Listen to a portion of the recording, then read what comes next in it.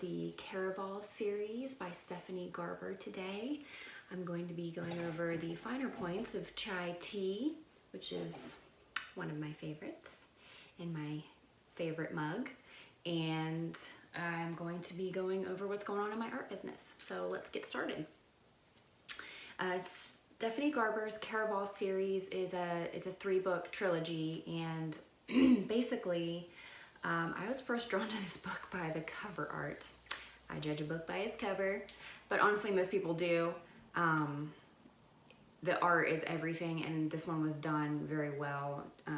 It was definitely my style of art, which kind of made me feel like it might be my style of book. It's also, the cover art is indicative of what you're going to be reading inside. I mean, the descriptions totally match, and I'm just going to give you another look here. It's shiny, it's kind of intricate, and it's very eye-catching. A little bit dark and mysterious too, which I'm all about. So this book is about 2 sisters who kind of want some adventure, and they travel to an island to play this game called Caraval. It's something that is known in their world as kind of like this super edgy, mysterious Hunger Games type game. Everybody believes that it's safe. The twist is that it's not exactly safe. It is more like Hunger Games in that. It's like that, kind of mixed with a little bit of Victorian, and it is like some artist wrote this book. That's kind of why I was drawn to it initially, because it was very different in the way it was described. There's colors and vibrancy, and she describes the outfits these people are wearing, and one of the characters sees people's emotions in colors, and the way she describes it is so very intriguing to me. Again, writing style is everything for me. If they are very descriptive, if they are inventive, I will be totally all about the book. So if you like those things too, you'll probably like this book. Like I said, there are 3 books. The first 2 were very good, Caraval and Legendary. I loved both of them. They drew you through the book very effortlessly. The plot was great. The twists and turns were great. The descriptions, and there's a little bit of romance in these books too, which I tend to gravitate towards a little. All very interesting, and forbidden romance. All very interesting and very good. I enjoyed the first 2 books. The 3rd book, not so great. It still has the twists and turns, but it's like she got lost in the plot somewhere and she was just trying to figure out how to tie it up a little bit. So I give the first 2 books 4 out of 5 pickles, and the 3rd book gets 3 pickles because it still has all of the great descriptions and colors and imagery into it, and there's definitely romance, but it just gets a little lost, I think, in my opinion. So moving on to chai tea. I absolutely love it. It's delicious. It's spicy Indian tea. They use this in traditional Ayurveda medicine. If you don't know anything about Ayurveda medicine, it's basically like a whole lifestyle devoted to body, mind, and spirit. And it's the way that it's actually the oldest style of medicine. It's the way that people lived, and they were healthier and happier because they lived in this particular lifestyle. But anyways, I digress. I used to drink caffeinated things like crazy until I figured out that it made me super anxious. It kind of played into my anxiety a little bit. If that is something that you have a problem with, you may want to cut back on your caffeine because it might be hurting you in that way. Just a thought. It is really hard to find chai tea in coffee shops that is decaffeinated. They do make decaf chai tea.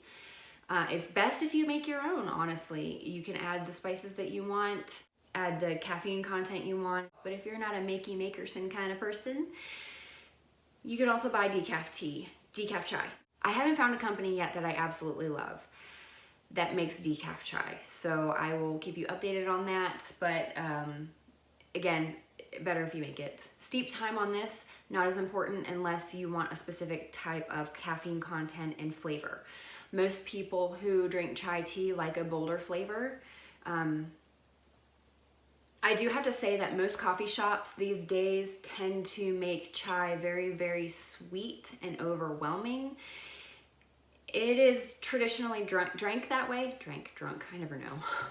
It's traditionally drank that way in India, very, very sweet, but I prefer spicy, more spicy. Lots of people may like the sweeter thing, but spicy is my jam. So that's harder to find. It's, like I said, better if you make it yourself.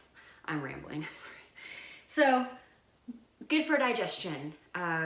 There is ginger and cardamom and cinnamon and all the spices in this. Really great for digestion. Lost my place. Really good for digestion and upset stomach. It's good for an energy boost if you drink the caffeine version. Ugh.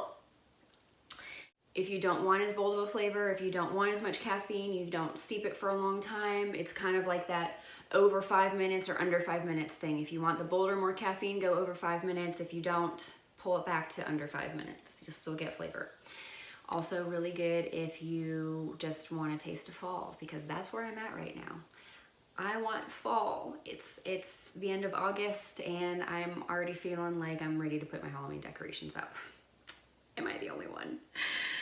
Moving on to art. Okay, so I finished the wonderful, lovely Jessica's portrait. I don't know if you can see that. She is absolutely stunning. I need to write out her oracle message.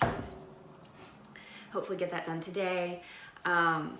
I finished, okay, so I'm not super excited about this one, but I'm kind of hoping that if I just let it sit for a moment, that it will kind of come to me what I want to do. I finished, no, wrong way. The Hanged Man, Chameleon.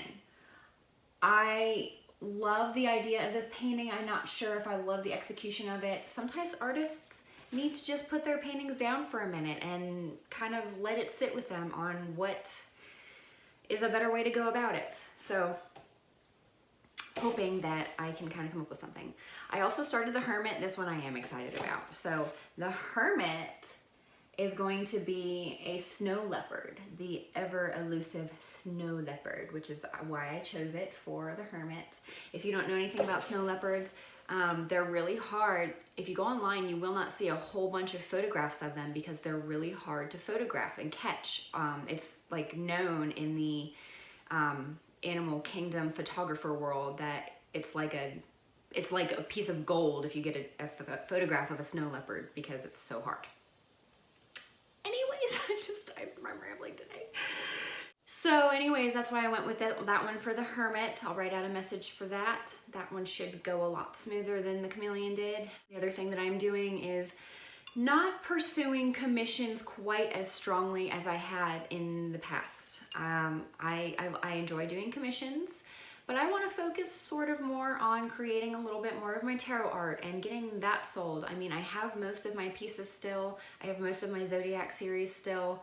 I really would love to get those out there. So I'm going to be focusing on get those sold. So I'm going to be focusing on that. Please DM me if you are interested in any one of those pictures, the Zodiac series or the Tarot series. They're all up on my website if you want to go look at them. I am going to be doing explanations for them, like a more detailed explanation as to why I made the painting, all of the imagery and the symbolism behind every painting I've made, so you have more of an in-depth idea behind the painting. And I still will do commissions. I don't want to get lost on that. I will still do commissions. I just, again, I'm not going to be pursuing them as much. So that's what's going on in my art world, my book world, and my tea world. Have a delicious cup of chai tea this week. Browse my website, see if there's a painting that you just have to have. Do me a favor and follow these videos on YouTube. Follow my YouTube channel if you want to see these videos. They are also up on my website, but following my YouTube channel is more helpful in getting them out there and seen. And you have a wonderful day. Thank you.